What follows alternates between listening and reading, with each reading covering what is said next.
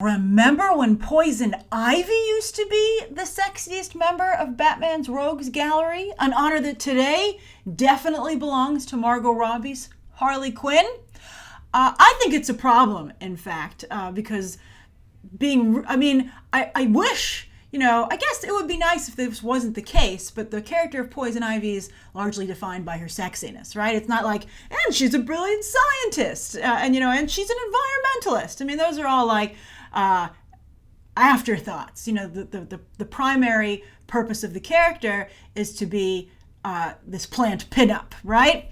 So, as I've said numerous times since we were introduced to Margot Robbie and David Ayer's version of Harley Quinn, where does that leave Poison Ivy? She's coming down the pipeline. She might not be being introduced at the same time into the DCEU, and of course you want Harley Quinn to be as successful as possible.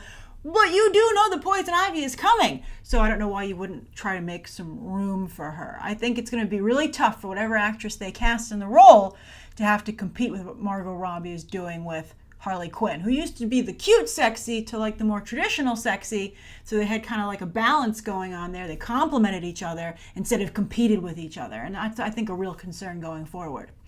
But Poison Ivy, for a while there, she was really hot stuff, all right? As not only a character, but as an opportunity for actresses in Hollywood. It's interesting, not a lot of people wanted to be Harley Quinn, but back when they were casting Poison Ivy, even after Batman Forever, which you would think would be a huge, turnoff for a lot of people, being like, I wanted to be Poison Ivy, but I saw what Joel Schumacher did the first time around, I'm not getting on for round two. But still, because I think that's still what Michelle Pfeiffer had accomplished with Catwoman was still so much in people's minds that they were like, oh, me next. So Julia Roberts wanted the role. Sharon Stone wanted it. Demi Moore. And it ended up going to Uma Thurman. And interestingly enough, even though Batman and Robin is the most hated Batman movie of all time, I think rightfully so, she was the only one to emerge from that film, Uma Thurman, unscathed. And actually, I think when people were tearing it to pieces in the reviews, they wanted to have one nice thing to say about it. Isn't it interesting how different movie reviewing was back in the late 1990s, right? They were like, we should try and say something nice. And everyone decided they would say something nice about Uma Thurman, in particular, that she kind of brought a Mae West quality to it. Maybe because she went intellectual, right? She's like, I'm going to reference an old Holly. Mae West, if you don't know who Mae West is, she was the very first Hollywood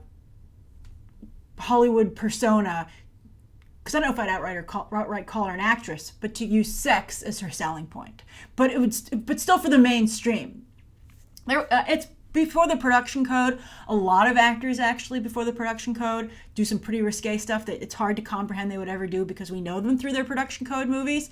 But there's an old Mae West film that I saw when I was in film school, and it co-stars Cary Grant. And Cary Grant said and did things that I never thought I'd see Cary Grant do. So whenever I hear Mae West, I always think about like, you corrupted Cary Grant! Although, of course, Cary Grant has a very interesting story himself, backstory. Just Google Cary Grant and Randolph Scott. All right, so anyway, let's take a look at this.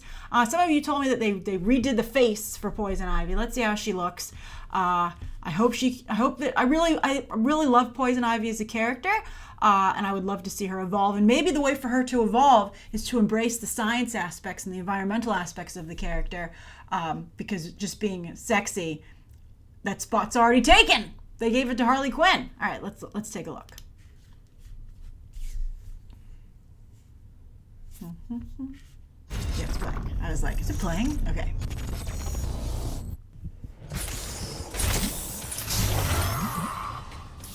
Come to me, Bane.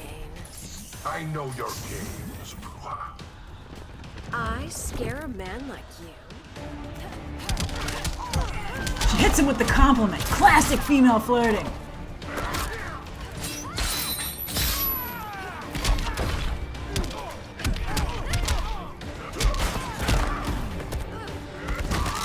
For your life.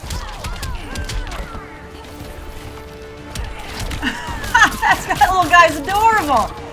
Get in the fight, little guy. Okay. Ooh. Gotham City Sirens action there.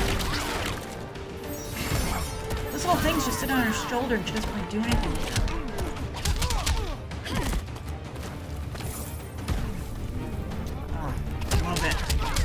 poison kiss.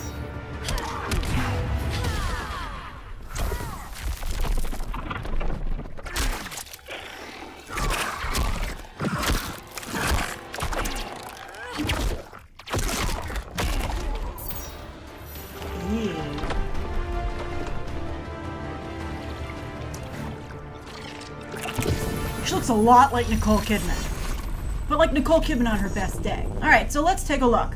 I thought she looked absolutely, I don't think she does so well in the close-ups, in terms of her face, but I think when you pull out, she looks gorgeous. She looks really beautiful. She looks really pretty at the end shot. Whenever she's sitting in her little leaf throne, she looks awesome, right? I also like the way that they kind of gave her like socks/shoe decorations, like there on the front with a little bit of red on her heels. I think that looks really nice. I think that in this pose, her costume is the most flattering. And of course, Ivy's always in a different state of undress based on, who's designing her costume. But then also when she comes in at the very beginning, as you can see, she looks great there. She looks really cool on that leaf. And one of the greatest things about Poison Ivy and Repose is that she doesn't do her own dirty work. And you can see that illustrated at the end when she goes and does her big finale, that, she has a plant chew up Bane for her. And I saw a couple of you when I was getting this trailer commented that, and speaking of Batman and Robin, Bane was Ivy's henchman, which a lot of people complained about because they just made him like a really bad movie comic book henchman and disrespected the character. A little bit kind of like what they did to Deadpool in X-Men Origins Wolverine. You're just like, it boggles the mind. It defies, comprehension. But I think she looks the best when she's actually she's just sitting back and being very regal and being like, deal with my plants. And I think that as for the fight, I love that little guy who came and joined her. He looked like a Chris Sanders creation or a xenomorph, quite frankly.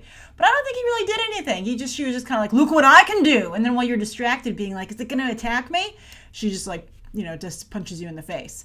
I wish that the kiss had done more. Poison Ivy's kiss is amazing. It's one of the reasons that she's so defined by her sex appeal because that's one of her best weapons.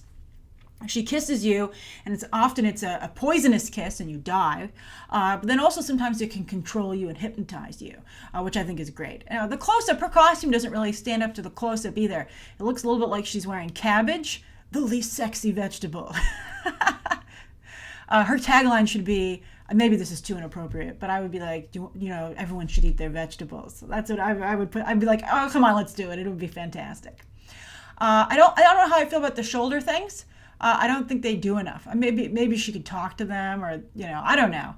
Like they do seem like her pets, but I think that they just, basically I would say, talk about costuming. They're effectively just shoulder pads and nobody looks particularly good in shoulder pads. I'd be just like, all they do is like make you not have a neck, Ivy.